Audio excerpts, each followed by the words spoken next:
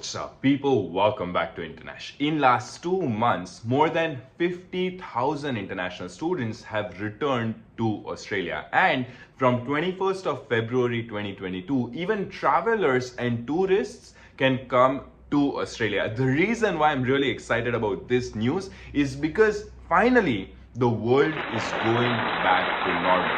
A lot of international students have DM'd us on Instagram and commented on our YouTube videos that they want to know a list of things that they need to do when they're new in Australia. And that's why in this video, we are covering things like ABN, TFN, proof of age card, and other basic things that you will need to do when you're new in Australia. We only want you guys to do two things. Number one, like, share, and subscribe to our YouTube channel. And number two, write in the comment section, when are you planning to come to Australia, or when did you come to Australia? If you want to know what is the list of things that you need to do when you are new in Australia, this video is just for you. So, check it out. Let's start with the basics. The first thing that you would need is a SIM card. I personally am with Vodafone, but there are other big companies like Telstra and Optus. There is also smaller companies like Leica Mobile. Now, two things to consider. Number one, what is your data usage? If you have like 40 gigs or 80 gigs in a month, that is going to be enough. And second thing to consider is how much international minutes do you have every month. If you're somebody who calls home a lot to talk to your friends or family, then that is something that you need to consider, that how many international minutes do you have each month.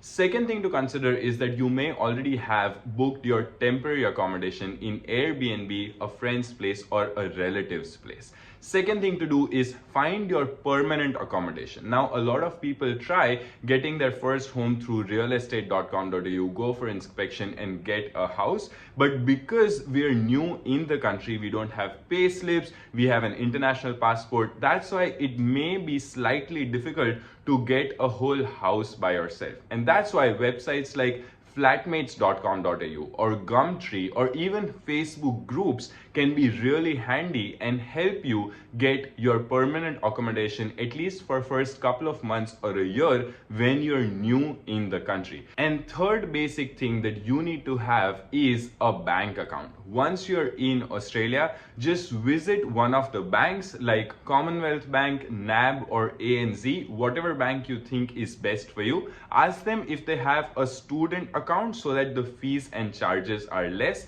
and open a bank account, because even when you go and get a job, the salary will be directly paid in your bank account. So that's why bank account is super important. So get those things sorted first. Moving on to the fourth thing, and that is a TFN, that is tax file number. Now, when you already have a job and employer is paying your salary, they will ask for your TFN, because before paying the salary, the tax will be deducted and then you will get your salary. So TFN is really important, especially if you're planning to get a part-time job while you're studying in Australia. Another important thing to get is ABN, that is Australian Business Number. Now, regardless if you're doing actual business or not, if you're planning to do Uber Eats or Deliveroo or other delivery apps that are there in Australia, or actually planning to drive Didi or Ola or Uber, you will need ABN. Now, even for a lot of contract jobs, they ask for your ABN. Now, the difference between TFN and ABN is that in ABN, you will get all the money, and at the year end, you will have to pay tax. So always remember that if you have made a lot of money on your ABN, you may have to pay tax once you file your tax returns. So that is something important to remember. And if you're planning to do the delivery jobs or Uber Eats, then you may need ABN as well.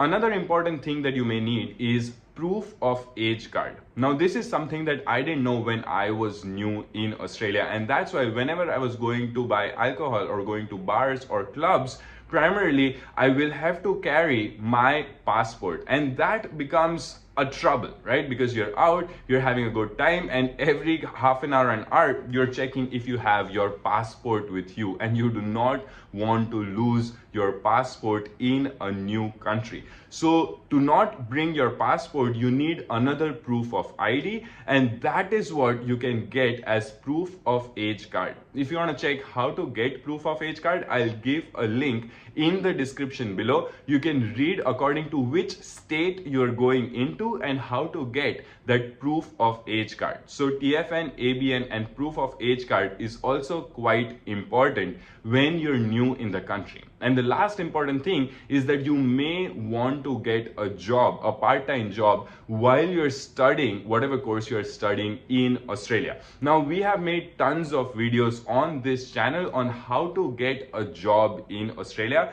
but some of the basic ways to get your first part-time job is one of the very simple ways is actually to go to different shops in a mall and ask them if they're recruiting. In a lot of odd jobs, you don't need experience. Like if you want to work as a server at a bar, you may not need a lot of experience. Like you don't need like 5 years experience to get that job.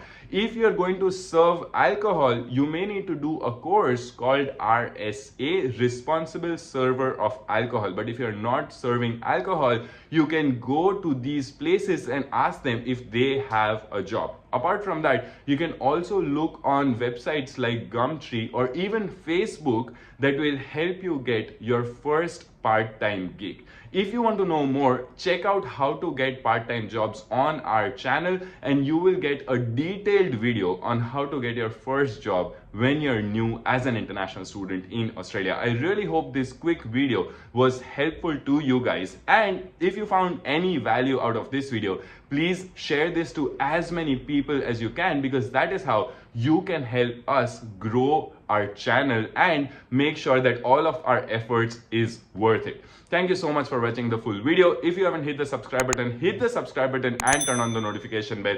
Don't forget to hit that like button and write it in the comment section when you're planning to come to Australia or when did you come to Australia. See you in the next video.